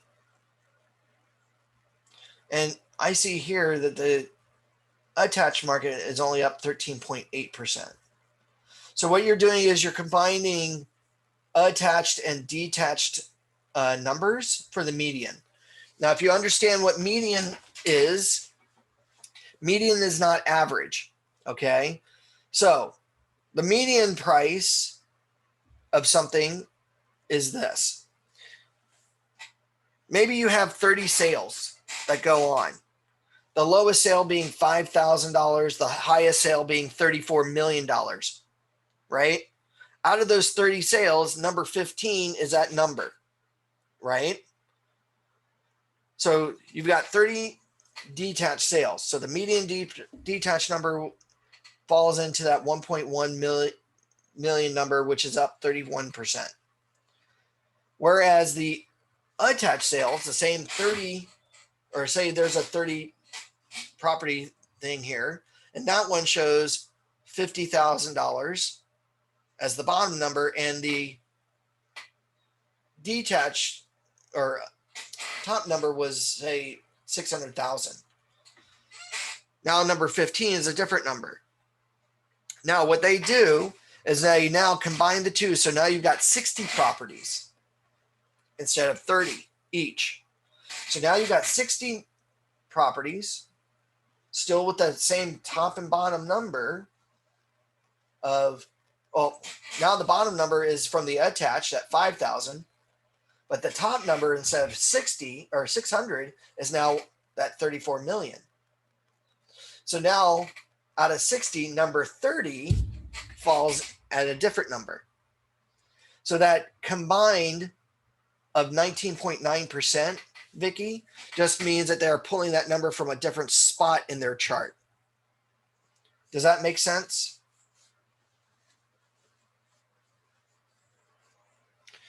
Mac users thought you would subscribe to Microsoft Office. You don't need to. If you've got Mac, you can use Keynote. And I'm going to show you how to use Keynote to apply the picture. Sure. So this number here looks at 30 properties, roughly. The bottom number being $50,000, the top number being 34 million. Okay. But the number 15 slot, which is that median area, is at 1.1. Attached, 30 listings. Bottom number is 5,000. The top number is 600,000. Number 15 is at 400. Now, when you combine the two, you've now got 60 properties. Bottom number is $5,000, but the top number is 34 million. Number 30 is going to fall in between at maybe a different number. So that increased price of the combined is going to be vastly different than it was with the attached or detached single numbers. Good. All right, so back here to inventory real quickly, just to show you all how the median sales price is still at 1.149 or 1.135 is this. If I can get to it. Our inventory says something different. If we look back at those same 2003 chart, the detached properties up for sale, inventory wise, we were just over 4,000. And our median sales price in 2003 was $440,000. So you have 4,000 properties that the median sales price was pretty good, right? Then 2007, 2008, we had 12,000 properties on the market at $750,000 before the crash. That was before the crash, officially. So we had 12,000 listings on the market at that time.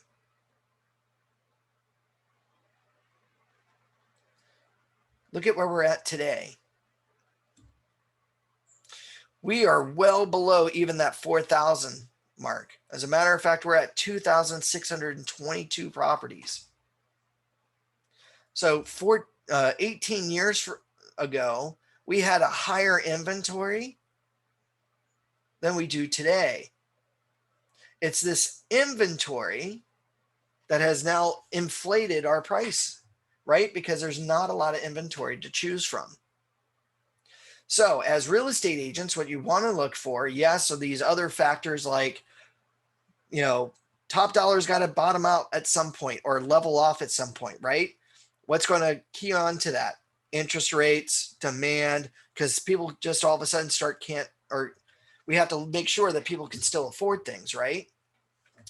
But also sellers' willingness to want to list their homes. If this number all of a sudden started to skyrocket up, then I'd be a little worried that something's going to happen to the pricing, because these are two direct relationships here, right? Remember that sellers or buyers market, supply and demand. Well, this is where we're going to be able to help determine what that pricing is going to do based on that inventory, which is probably why people are delaying on on foreclosures and evictions and all this other stuff, because they don't want another recession to happen. They're trying to come up with other ways, even though that inventory is low, to not affect or crash the market again, right? And put in that scare into the economy. So we just got to be able to look at these and keep track of this. Because if we keep seeing that uptrend like we are now, and we start seeing it up, then we're going to notice that that price is going to either level off or start to come down. Because now all of a sudden we're getting more inventory, and now all of a sudden there may not be the demand. Now all of a sudden we're going to have that flip of the markets. Anybody like this? Now, how do you brand it? How do you brand these stats? Very easy. We have several ways, several tools, some expensive, some non-expensive. So talked about one of the expensive ways. You might go out and buy online Adobe Acrobat. Adobe Acrobat, $450 a year for you to edit any and all PDFs or create PDFs.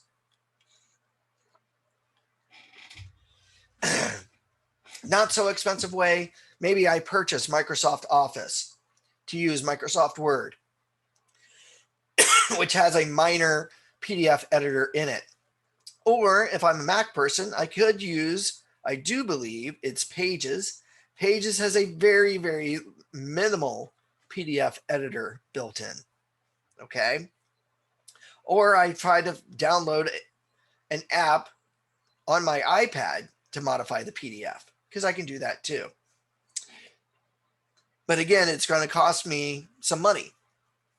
Now, if you already have maybe the free version of Microsoft, or you like to use Google Slides or Keynote,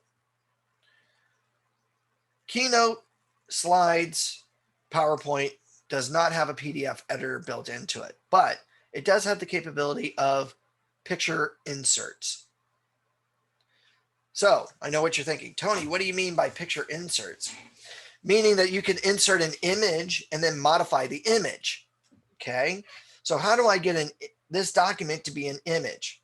Well, I'm going to convert the file. Now, how we do that is using third-party software or a third-party website called Zamzar, ZAMZAR.com.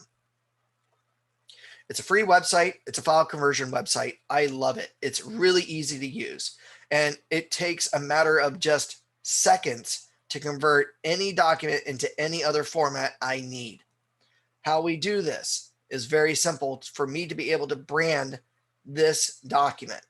I'm going to first download this document. So here in the upper right corner, I'm going to click on the downloads, and I'm going to put it into my downloads folder. Okay. And sure, I'll save it to my desktop.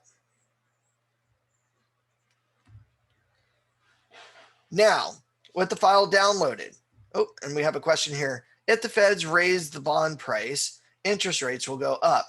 Will this drive the price down? It could, Denise, right? Because if you drive interest rates up, people now can't afford the properties that they could afford before. So this now means that they can't afford as much as what they could be before. So now that may all of a sudden start to pull that price down a little bit. So yes, interest rates do have a factor on pricing. That's why we need to keep track of what the feds are going to do, because they can only make that interest rate low so often, right? You know, that was the big thing. A lot of people refied last year because interest rates dropped below 3%. And why a lot of homeowners aren't relisting, because they don't want to pay a higher interest rate. Because I think the interest rates are now what, just a little over 3, right? Because that's a few $100s, you know, in some cases, a couple of thousand to your payments. So you got to keep track of stuff like that always. Did that help answer your question, Denise?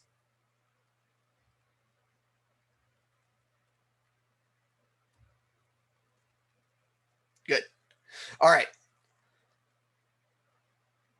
I think that that's what is affecting inventory. Yes, a lot of factors are affecting inventory. A lot of people know that if they sell a home, they may not be able to buy an equal or superior home here. Tax rates. Nobody wants to get put into a new tax bracket for their property taxes. I mean, there are a lot of factors, but you know, low inventory is a real huge factor in why that price is so high. And like I said, as more and more people begin to list, that price will start to do something like this. Hopefully not like this, but at least level off and start to steady increase. But there's a lot of factors. That's why you are just well informed. But just right out of the gate, talking just strictly MLS data, you know, there's the numbers. You can't lie about it. All right. So here we downloaded the PDF. Okay. Now, once we download the PDF, yes, no, not ZAN, Vicky, ZAMZAR.com. So now what we're going to do is we're going to pop over to that website, www.zamzar.com. Okay. Now we're going to follow an easy 3-step process to convert that file into a JPEG or picture file. Okay. Number one, we're going to add the file. So because we downloaded it, we know exactly where on our desktop that is. So now we're going to find it. And where's my Santa Ana property? There it is. There's the Santa Ana PDF document. We're going to open it. Now I'm going to choose option number 2, what I wanted to convert it to. If I click on the down arrow, here are all the different file types that I can convert that PDF document into. Here I'm going to select under image formats, JPG.jpg. Okay. So now I'm going to take this PDF and I'm going to make it into a picture. And now I'm going to say convert it. In less than 3, 2, 1, hopefully, the file will now be converted and be able to be re-downloaded. So we see here that now we have a Santa Ana JPEG file ready to be downloaded. So now I'm going to download the file back onto my computer. Now, from here, I'm now going to open up, say, Keynote or PowerPoint or Google Slides. When I open up this program, hopefully, if this will let me. Don't know why it's just bopping up and down, but there we go. Come on.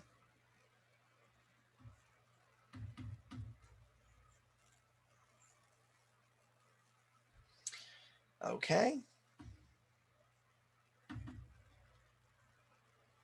Of course, you would be, there we go. I guess my Mac is a little slow this morning or this afternoon now that we're officially there.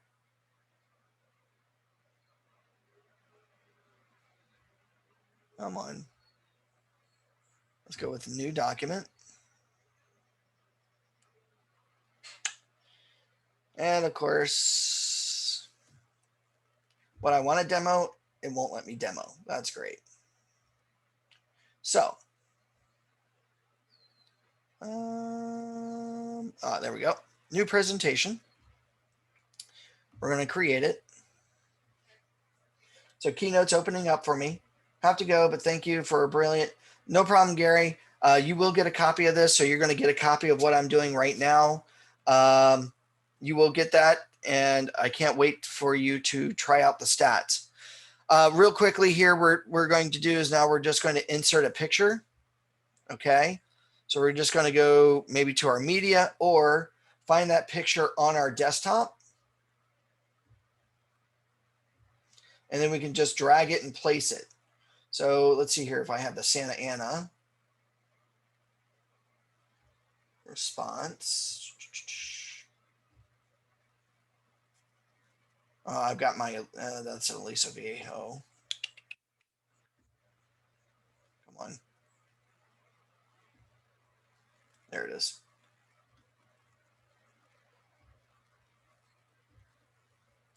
Just want to move it. There we go. I'm using a touch mouse at the moment, so it's cancel. There we go. All right. So I'm going to open up that that Keynote again. And now with Keynote, I'm just going to simply drag and drop that picture file. And of course, that picture file now just disappeared, which is awesome.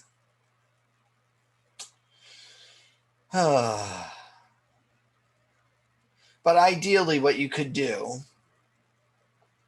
this was, there we go. Let's just grab it and drag it. There we go. Should have known better. So now what it's doing is it's inserting the picture onto my sheet of paper, okay, here in Keynote.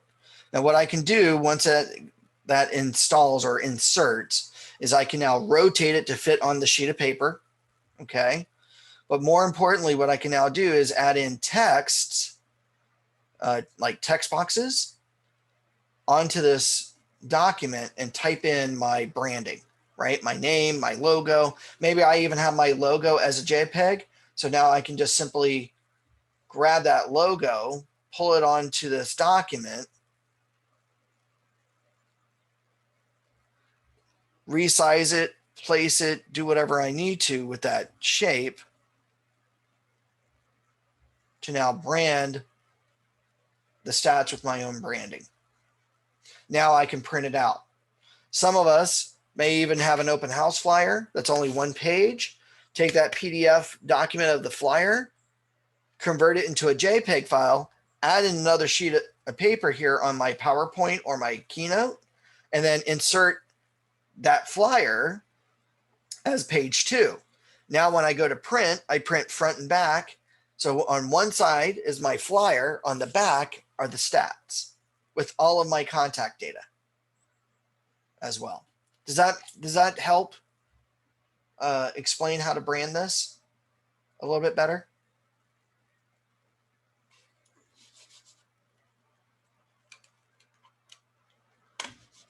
Are there any questions on this?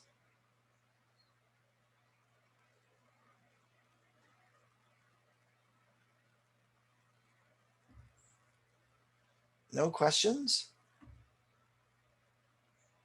All right, well, if there are no questions, and by the way, I can also make sure that you get a copy of today's presentation going over how to actually brand using Zamzar and the steps.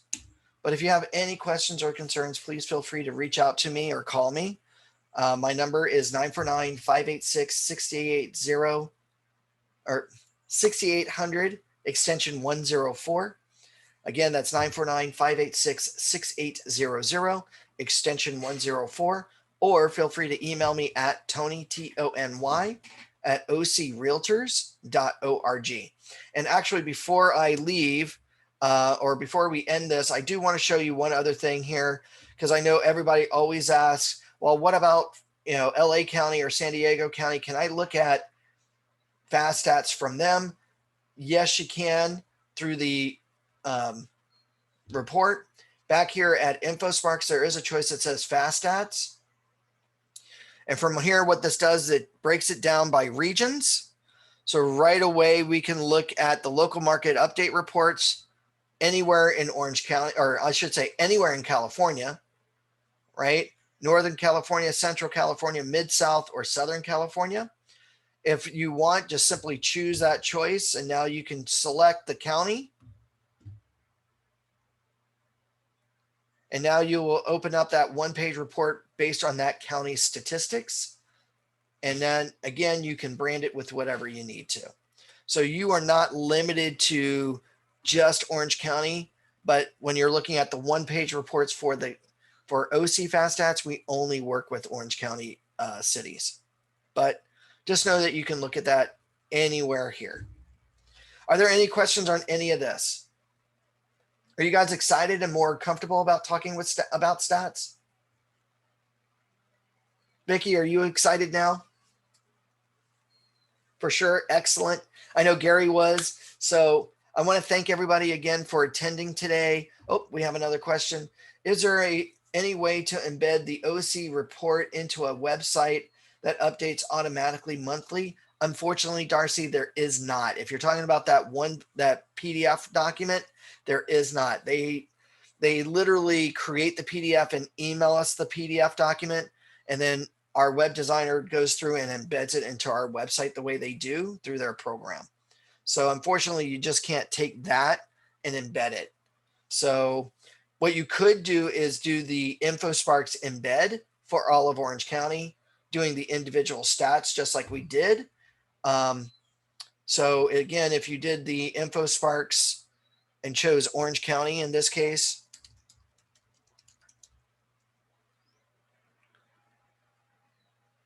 and selected Orange County, you could literally, at this point, under the share choice, do embedded live links yourself. Embed a live link and then copy and paste it into your website. Or take this, copy and paste it, email it to your web designer, and they will embed it onto your website. But again, do that for all the stats pertaining to Orange County. Did that help, Darcy?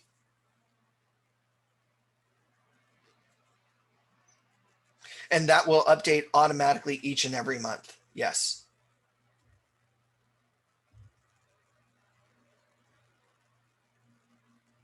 Are there any other questions?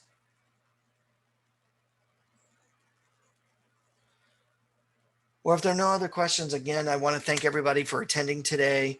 Thank you so much for letting me talk your ears off and hopefully show you some new fun tools to be able to help you market and become the market expert. Again, if you have any questions or concerns, please feel free to email me or call me. My email, Tony, Tony, at ocrealtors.org, or call me at 949-586-6800, extension 104. Hope you guys have a great and wonderful day, afternoon. Hopefully I might see you for this afternoon to create property websites to help market your listings. So with that said, have a great and wonderful day, and I'll talk to you all later. Have a great day. Bye.